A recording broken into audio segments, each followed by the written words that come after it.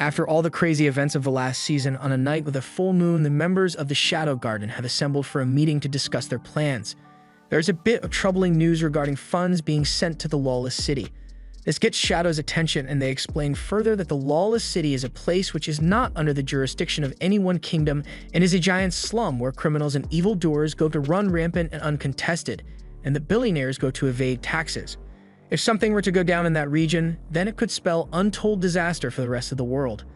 After that information dumped, Shadow says he can smell something brewing, causing the girls to panic about whether he is talking about them or not.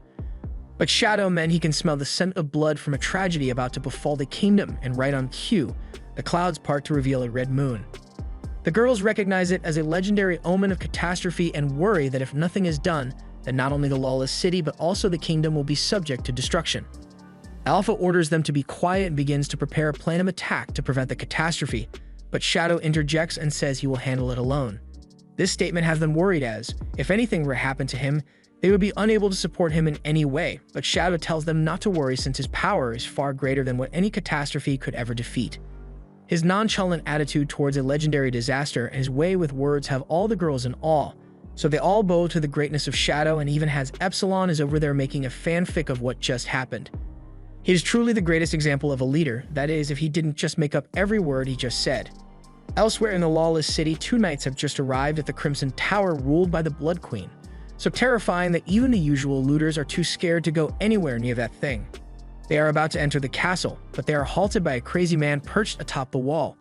The man tells them that they are not authorized to go through the gates since the only ones allowed are the servants of the queen, guests, and powerful warriors. The two knights laugh amongst themselves and declare that they are powerful warriors here to hunt the Blood Queen. But their statement causes the man to burst out in laughter as well, because he would never have believed there was someone even more foolish than him. So much so to think that hunting the Blood Queen was a good idea when you likely won't be leaving in one piece. He was once like them, careless and overconfident. He challenged the Blood Queen and lost an arm as well as his freedom, and now is reduced to nothing more than a guard dog for her gate and is tasked with cutting up fools like them. He says he was once called the White Devil, and the two recognize the name as one belonging to a dangerous criminal with a huge bounty on his head, but his glory days are over, and now the only joy he gets is from ripping unfortunate souls that wander to the castle apart. The next day, Sid is being dragged around on the ground and marveling that the Lawless City is even more of a dump than he had originally thought it would be. The one dragging him is his sister, Claire, who brought him here because she has to go to a Dark Knight Association strategy meeting. Sid was once a normal-ish high school student, but then Tuck-Kun happened, and he reincarnated here, becoming Shadow. Claire ended up winning the Bushin Festival, and to celebrate, Sid used his connections with Gamut to take her to a fancy restaurant to celebrate. Claire then told Sid that she will be going to the Lawless City soon and drag him off with her. Though she may seem a bit mean-spirited for dragging her brother across the floor, she is doing it for his own good, because with him here, she can bulk up his connections and get him a good government job. Claire gets stopped by a salesman trying to sell her some slaves, but she isn't interested and drags Sid away. He complains that she keeps dragging him everywhere, but she says she is only doing it because if she doesn't, then Sid will get lost. He denies it, but he indeed gets lost. While he is standing around, a dude tries to pickpocket him, but Sid is too quick for that and gets his wallet back immediately, along with the thief's wallet. He walks past an alleyway and notices that there are some people in there beating up a ghoul for fun, though he has no reason to care whatsoever. Ghouls apparently have a lot of health, so around here the people use them as their personal punching bags to take their anger out on. All of a sudden, the moon turns red once more and a pulse of magical energy is felt across the land and causes the ghoul to rise up and punch one guy through the stomach and bite another in the neck. There is a rumor that when a ghoul bites a person, they turn into a ghoul as well, and it turns out to be true. Sid contemplates what he is going to do, because if he leaves these guys alive, they will only keep multiplying as the night goes on. He wants to keep his side character persona going, so he considers just running away, but he also thinks it will be fun to be in a zombie apocalypse, so his psychopath tendencies kick in, and he plans to let the infection spread a bit to make things a little more interesting. However, there is a girl behind him who notices the ghouls, and she's not a psychopath, so she kills them immediately to save the city from the infection. She introduces herself as Mary, ancient vampire hunter, and tells Sid to run if he values his life, because she assumes that he is just an ordinary person. She then says the frenzy has already begun and jumps into the sky to some other place. All the while, Sid is left there with his heart pounding, because this situation is the kind of insane thing he loves and it has him all excited. Meanwhile, Claire has just realized that Sid has gone missing and is pissed about it. Just then, a man in the neighboring room runs out naked while being chased by a female ghoul and begging for his life, so Claire just kicks her head off and asks the guy if he had happened to see where Sid ran off to. The guy doesn't know anything, so she heads out to look for him. I just wanted to take a moment to point out that that girl didn't turn into a ghoul because of the moon. She was already one before the red moon magic. Do with that information what you will. Anyway, elsewhere in the city, Sid's friends have just arrived in the red light district, and they are completely pumped and excited for what is to come. The Academy will never be able to find them here, so they are free to do what they want without fear of being expelled. Plus, even after summer break ended, they still didn't manage to lose their virginity, so they are going to make sure they lose it today. However, they get knocked down by some ghouls behind them, and something tells me they are not going to get to go through with their plans today. In one of the buildings, there's a girl lying naked on the bed, wallowing in self-pity of the life decisions that led her here, but her wallowing is interrupted by the screams of the people below who are being killed by the ghouls. Then one ghoul walks into the room and tries to eat her, but just when her life begins to flash before her eyes, Shadow bursts in and dices it to pieces before saying, "Run if you value your life, the frenzy has begun." That sounds familiar for some reason. Shadow stole Mary's flow, word for word, and is making it look even cooler. The girl asks him to wait and wants to know his name, so he tells her he is Shadow and disappears into nothing. Soon after, a girl comes looking for Marie to see if she is safe and finds the mess from the ghoul. She asks what could have possibly happened here, and she says a man named Shadow just saved her. With all the craziness going on, she feels like this is a good time to get out of this city, so she takes all the money she saved and prepares to run away, while her friend asks if she is really serious about breaking her contract and leaving, because it's not going to be pretty if she gets found. However, Marie is determined to no longer waste her life here. Back to Claire, she has just found a body which she believes to be Sid, and she's crying her eyes out because she thinks it is her fault for bringing him here in the first place. However, Mary happens to be passing by and points out that that corpse looks nothing like the description that Claire was giving of Sid earlier, at which point Claire realizes that she has been humming a random corpse this whole time.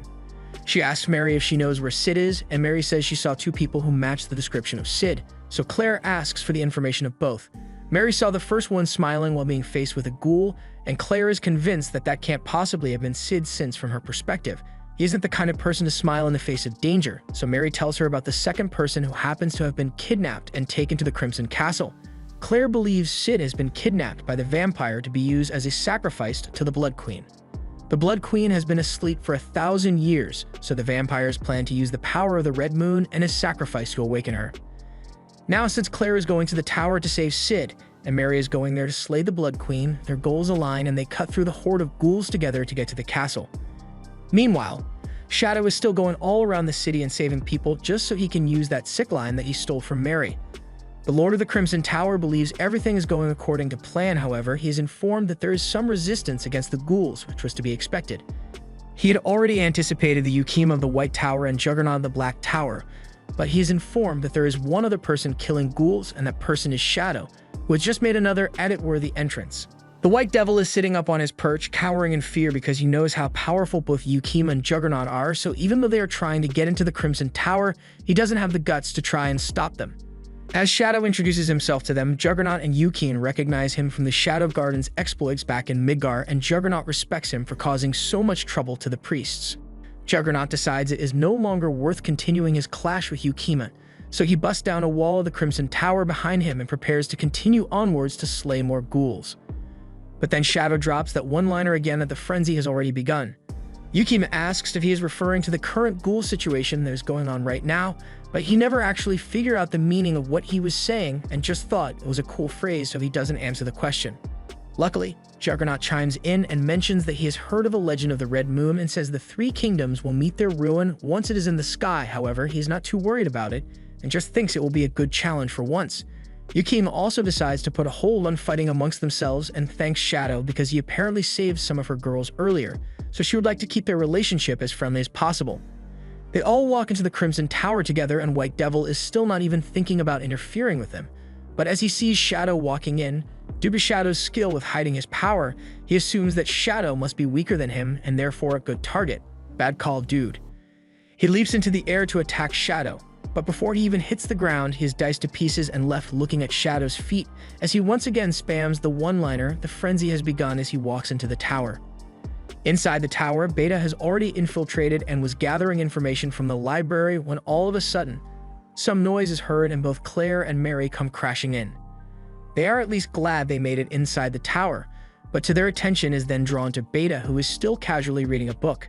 Beta was meant to kill all witnesses as soon as possible, but since said witness is Sid's sister, she can't exactly do that, so she tells them that she has no interest in fighting them. And Mary rightly deduces that it would be better to not challenge the mysterious cloaked girl in the deadly tower, especially since she is not alone. Beta introduces herself as part of Shadow Garden and explains that she is here for some research into cursed possession, and to that end, she was hoping to be able to acquire some progenitor vampire blood. Mary asks what vampires have to do with cursed possession, and Beta explains that when you trace it back to its origin, the possessed and vampires are the same. So to test that hypothesis, they would like to get some blood samples from the Blood Queen. Mary gets angry at the notion that vampires are the same as the possessed, but Beta points out the irony of a vampire hunter being angry on behalf of a vampire. Beta tells them that she will stay out of their way and not interfere in any of their plans, but in return, she expects them to do the same for her and not interfere in any of their business. Claire agrees that doing so would be for the best and tells Mary they should hurry up and leave, otherwise they won't be able to save Sid in time. Hearing this, Rose, who is also there, panics and is about to ask if Sid is alright because she is yet to learn that Sid is actually Shadow, but gets told to stand down. Claire ignores the outburst and tells them to make sure to stay out of her way before walking out of the library. As Claire and Mary go through the tower, they encounter a vampire along the way and are forced to deal with it by beheading, and then piercing it through the heart. Vampires may be immortal, but they will still die if their heart is destroyed. Mary also mentioned that vampires also don't do too well in sunlight, which convinces Claire that Mary is an actual vampire hunter, considering that she knows her stuff. Mary has a grim expression on her face as she tells Claire that they should keep moving, and Claire follows, but is starting to grow a little suspicious of Mary. She could tell that Mary is hiding something from her, and earlier, it almost seemed like Mary was taking the vampire's side. Claire asks Mary what she is really after, and Mary only says that she is after the Blood Queen. So Claire asks her to clarify that she intends to slay the Queen. Mary has grown annoyed with all the questioning and tells Claire that they both have their own secrets and there is no reason to pry into each other's personal motivations. Soon after their discussion about boundaries, they feel the ground shake, and through a wall, Juggernaut crashes his way in while fighting a vampire. He then stomps out the vampire's chest, crushing its heart in the process and killing it. He has grown bored since although vampires are mostly immortal, they are still proving to be much weaker than he would have liked. Nonetheless, he still has to find the Blood Queen, so the generic vampire squad over there are going to have a hell of a bad time with him until he finds her. Claire and Mary both witness the display of the Juggernaut's great power, and Mary recognizes him as the leader of the Black Tower. They watch as he casually punches through the chest of the third strongest vampire in the tower and has two other vampires in a heap at his feet. Juggernaut rose to the top as one of the strongest people in the city with sheer overwhelming violence, so Mary suggests that it would be better for them to just wait until he is gone so that they don't have to fight him. But it was already too late to hide, because once the Juggernaut gets a whiff of a good battle, he's going to come knocking. Juggernaut believes they are vampires, so he punches Claire across the face and sends her through the floor, while he also slashes Mary across the stomach and sends her into a wall. Juggernaut is disappointed that they didn't put up much of a fight, but he gets stabbed in the leg by Claire, who has just climbed back up from the hole. Juggernaut praises her for being tough, as most of the people he fights usually go down after just one punch, yet she is still standing and able to fight. He tries to slash her, but she backs off and returns to Mary's side. However, Mary's condition is not looking very compatible with life, so Claire fears that she won't be able to last much longer. She tries to use a healing spell on Mary to stabilize her condition, but Mary says it's alright, she just needs something else to help her heal. So she pulls Claire in and gives her a kiss. Claire pulls back out of embarrassment, but Mary has taken some of the blood that was in Claire's mouth after getting punched and drinks it. She then begins to glow red and heals herself, pointing to one conclusion: Mary is a vampire. She gets up and launches some blood spear attacks at Juggernaut, but while he finds this fight to be much more fun than before, he is still much stronger than her, and Mary blames her lack of strength on the fact that she hasn't drank blood in so long. Juggernaut speed blitzes them and is about to slice Claire in half, and though she can see it coming, she's unable to do anything to block the strike, so she waits for death. However, before the strike can land, Shadow shows up and steps on Juggernaut's sword before kicking him out of the tower, leaving Juggernaut questioning why Shadow would do something like this. Mary and Claire are now saved, but Shadow wastes no time in using the one-liner again any chance he gets and tells them that the frenzy has begun before disappearing. After he is gone, Mary recalls that she had heard that the church had named Shadow as one of their enemies, and Claire wonders why he would come here to help them. She asks Mary if she is actually a vampire, and she confirms it, and since her secret has been exposed, she will tell Claire everything that there is to tell about her. who she is, why she is here, and the truth about the Blood Queen. 1,000 years ago, it was the golden age for vampires, and they would dominate humans while draining them of their blood and viewing the whole thing as a game. But that time of superiority did not last forever, as once the humans had learned of the vampires' weaknesses, they were quickly hunted down by the humans and brought to the brink of extinction. During that time, the Blood Queen Elizabeth was living among the humans as the ruler of a small fiefdom, so she wished to live among them in harmony and gave up drinking blood altogether. And as her loyal subjects, Mary and the others under Elizabeth quit drinking blood as well. As a result, the vampires that gave up drinking blood lost their powers over time, but they also gained other things in return, such as the ability to go out during the daytime and the complete loss of their bloodlust. However, though the subjects were adjusting to their new bloodlust lives quite well, the queen herself still possessed the maddening urge to drink blood, no matter how much she tried to prevent it, and she was still vulnerable to the sunlight. Yet despite not losing her vampire urges, she still wishes to create a place where humans and vampires can live in harmony, and that was what happened for a while. But then one night, the red moon rose in the night sky and gave vampires tremendous power. Elizabeth was able to hold out at first, but then Crimson gave her a single drop of blood, and just like a heroin addict, she relapsed and went on a frenzy throughout her fiefdom. Her rampage lasted for 3 days and 3 nights before she was finally able to regain control of herself and realize what she had just done.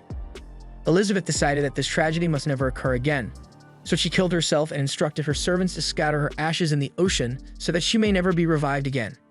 However, before Mary could carry out Elizabeth's wishes, Crimson took her body from her and plans to revive her against her will.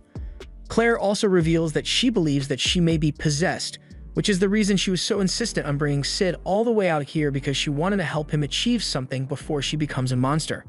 After sharing their secrets, the two now have a better understanding of each other, and Mary promises to help Claire rescue her brother. Meanwhile, her brother is busy plundering the vampire treasury. After he is done plundering, he heads up top where Crimson has just inserted the Blood Queen's heart into the sacrifice.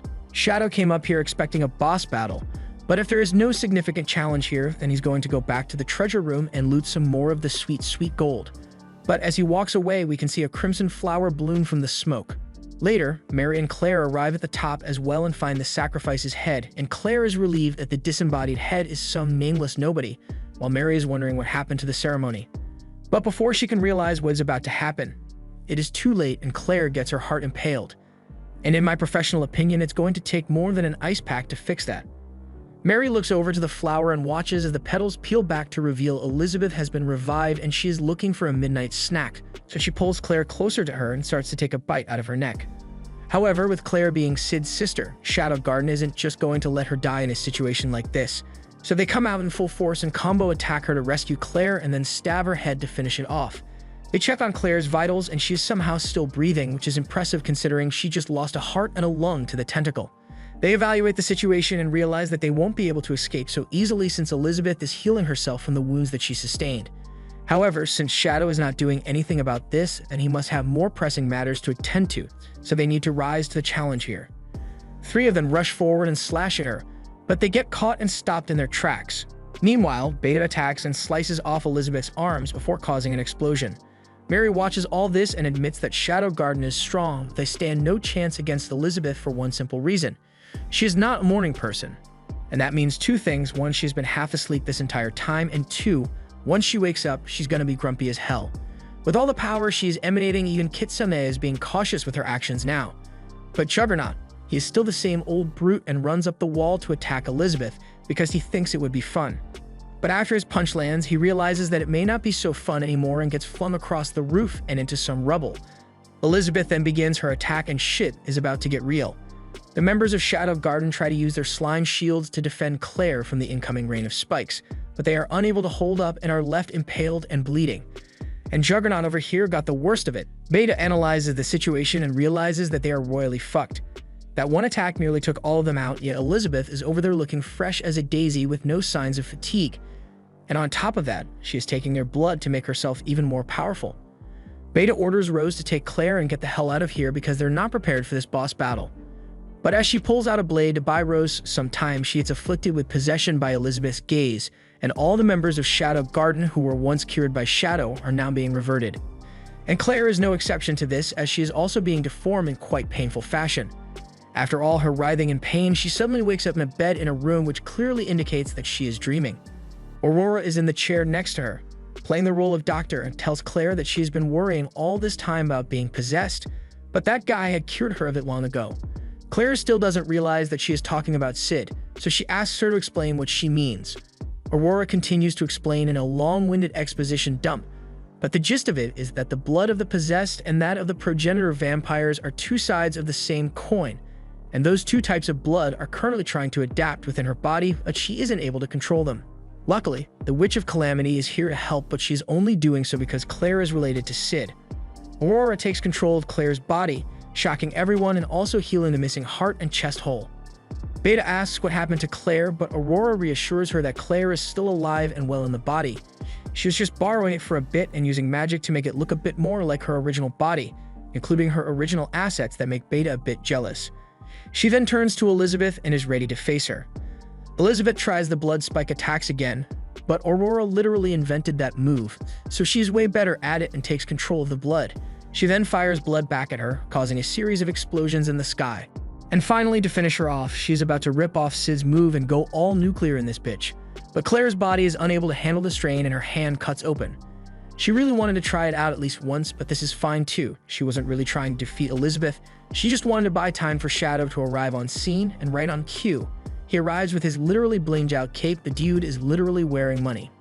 Elizabeth recognizes him as a threat, and maybe the fact that he looted her entire treasury, and immediately goes after him with her blood spike. But Shadow is easily able to counter them all with his slime, and is in an equal exchange of blows with her. This display leaves all the others here in absolute disbelief at the power that he is displaying, but Beta is confused as to why he would bother to even engage in an exchange of blows with her if he could easily just destroy her since she is within his range. But then she notices that Shadow is simultaneously shielding them from the rain of blood. Her heart skips a beat as she believes Shadow is protecting them because they are helpless against her due to the possession. And his next statement affirms her conclusion when he says it doesn't matter the weight of the load, he can afford to lose a single one. She is touched by how much Shadow cares for her. But dear viewers, by now you can probably tell that he isn't talking about them. Sure, he is protecting them, but what he really cares about is the gold in his suit that is being turned into dust from the attacks that Elizabeth is landing on him. Beta cheers him on to win the fight against her, but all he is hearing is the cha-ching of his money being destroyed. As one of the coins is shattered right before him, he has finally had enough and flash steps into the air and right in front of Elizabeth's face. They both draw their weapons and begin fighting in a spectacular light show. It is certainly a wonder to behold, but Shadow tells her that this battle has gone on long enough, and Elizabeth, finally in a state of calm, asks for Shadow's name. In response to this, his magic fills the air, and he says the famous words, "I am Recovery Atomic." That's a new one. And as he unleashes it, there's far less destruction than the previous ones, also healing all the people in the city of their zombification. After all is said and done, Claire is still alive and Elizabeth has been slain, so the Shadow Garden returned to base. On the side of Juggernaut, he was also healed and has use of his foot again, and he thinks to himself how it might be fun to face off against them sometime. This eventful trip comes to an end and the people who came here are leaving disappointed. But Stig got all that he wanted cause he is now loaded with cash. He and Claire depart from the city with the train, and Claire is visibly bothered by the events that took place in this city and the epiphany that her blood possesses special powers and she may have some great destiny to fulfill here.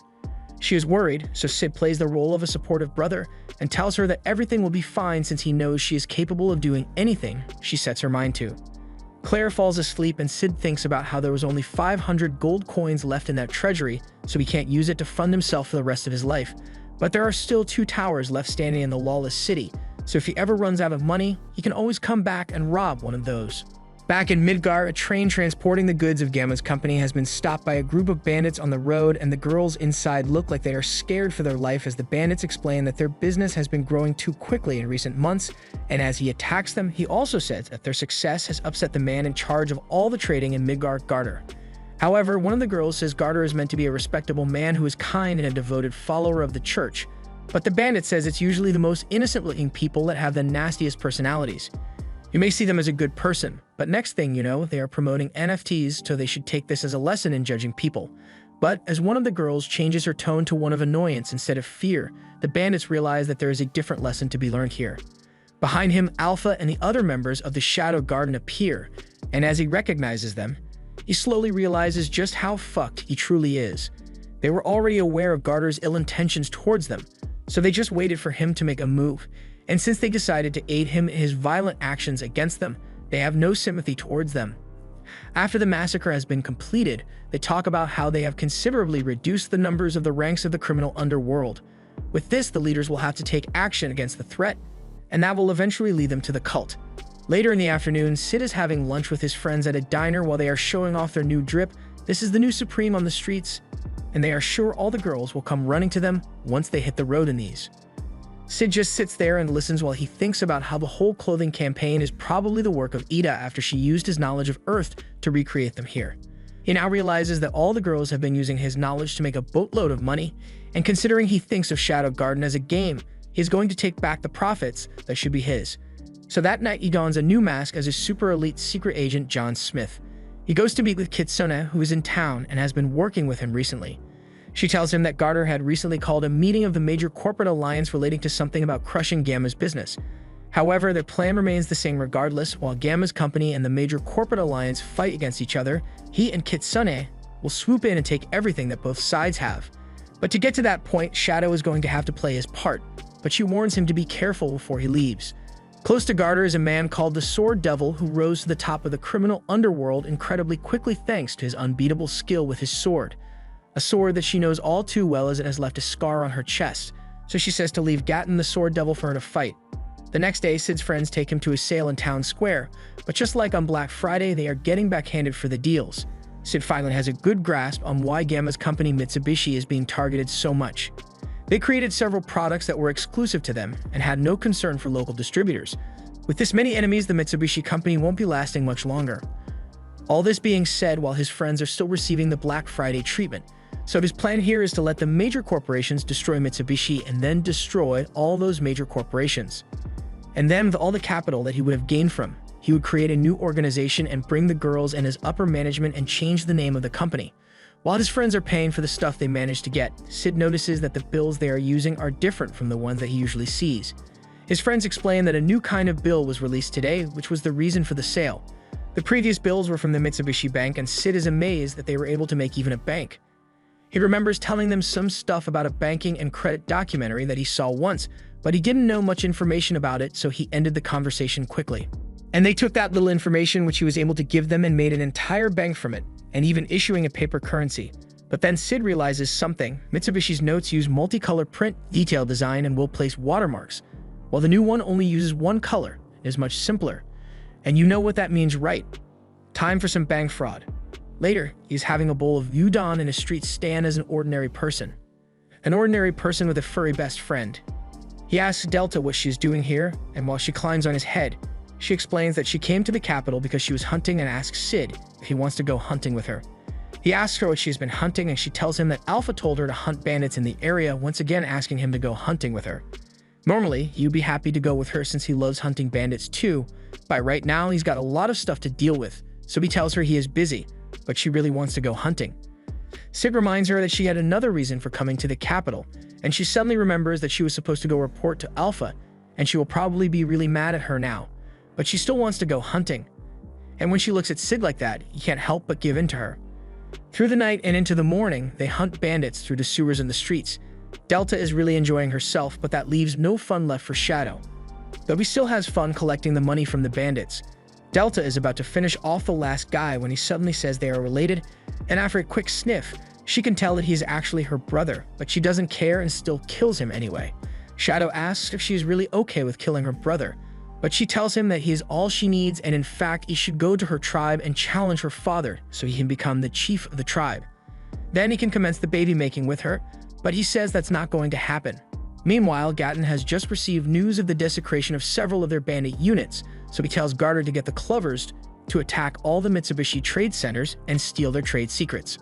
This was the end of episode 4. Thanks for watching. Subscribe to not miss the next part.